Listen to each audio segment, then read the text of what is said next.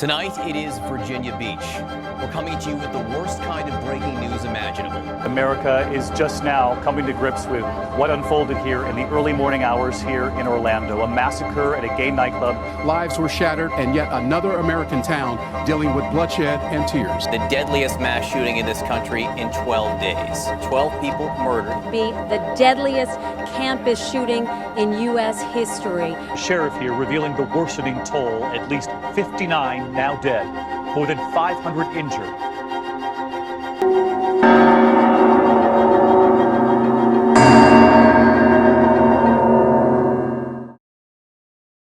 America, the number one leading country in terms of manufacturing of guns, distribution of guns, guns owned per capita, and guns used in mass violent attacks. Gun violence continues to grow and occur all across the country. We have grown to the point where a shooting seems to occur every other week, and when the headline shows up that it has occurred, no one ever really seems surprised. And although there are some people who say that the increase of guns and their availability, paired with lower restrictions, have helped to solve the problem that guns initiate, the problems of mass shootings and gun violence have continued to occur at increasing rates.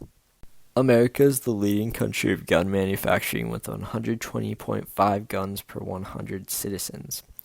This brings the total amount of guns in the country to be about 394,276,000 guns. This number is greater than the entire population of the United States of America. In 2018 alone, more than 40,000 people were murdered in the USA by guns, not only by massacres, but murders and suicides. These numbers continue to rise every single year, with the ease of access to guns and firearm restrictions only being subtly altered in ineffective ways that pose no threat to the ending of gun violence. School shootings are another category of massacres that many people think of and fear when regarding gun control laws.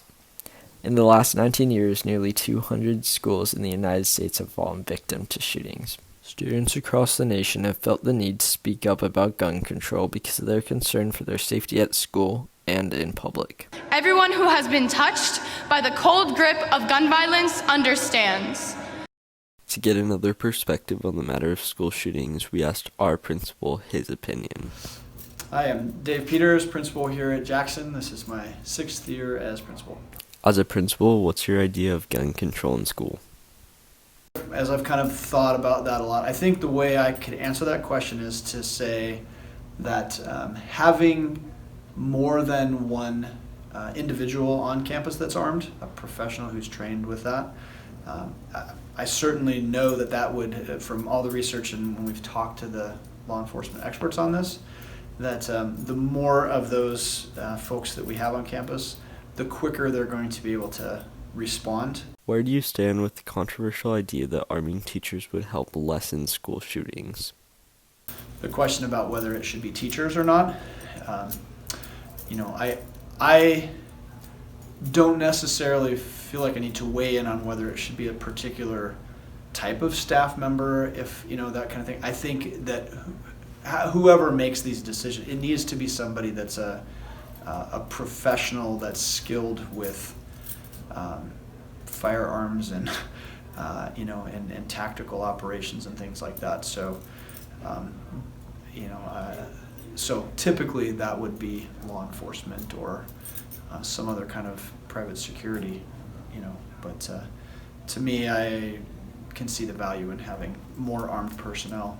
How do you think that gun control could be changed to help protect more students and prevent future accidents? The piece that I think I'm more concerned about right now from the school side is not just trying to prevent the how it would happen, but prevent the why it would happen, right? Mm-hmm. Because if someone didn't feel like they had the reason to need to come in and shoot people at the school and then kill themselves, or which is typically kind of what happens on that, when it happens, is that to try to take away the why, right? Make sure that everything we can possibly do here is that we have, that students, for example, feel that they have authentic relationships with adults here at school, with other students at school, that we create that culture that's inclusive and welcoming and celebrates differences that we have rather than having those separate us, dividing us and things like that. With greater and stricter gun control laws, people with mental instability or dangerous past records will not be allowed to purchase firearms.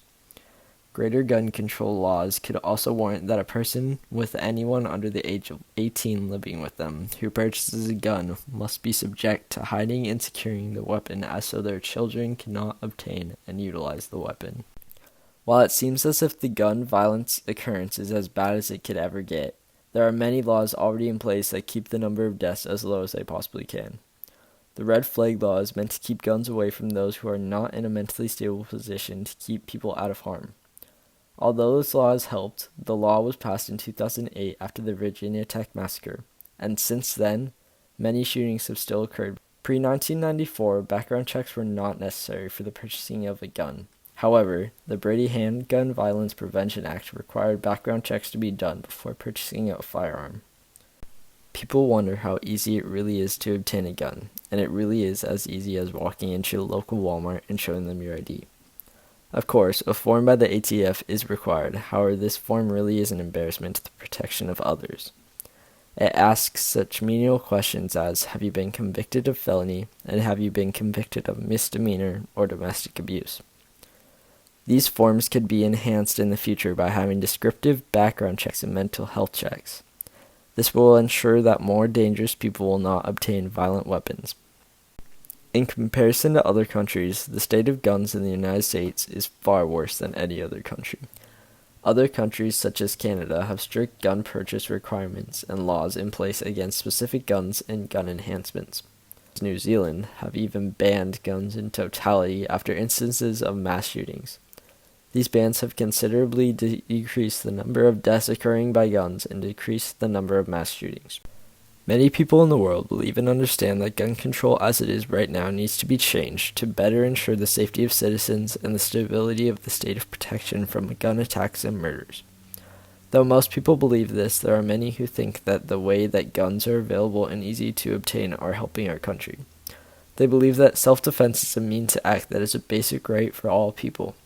They believe that guns should be accessible to be used in cases of self-defense without restrictions and when and where you can get them.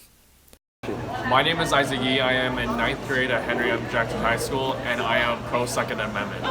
There should be bipartisan change that can happen between both Republicans and Democrats. One being mental health restrictions, 2, criminal background checks, and 3, if you share a same household with a person that is affected by mental health, then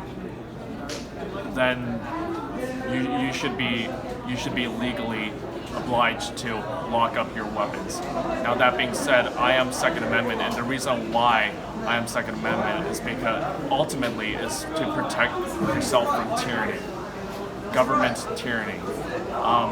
And my ancestors, they have definitely experienced government tyranny from both the Japanese and their own government.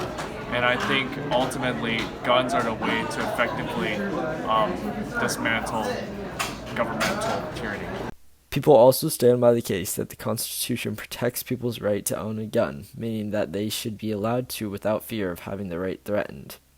If people were to take a look at the whole picture of the state of gun violence in America versus other parts of the world, they should easily be able to see that a change in gun control laws needs to happen, enforcing stricter regulations no matter their opinion, being pro-guns or anti-guns.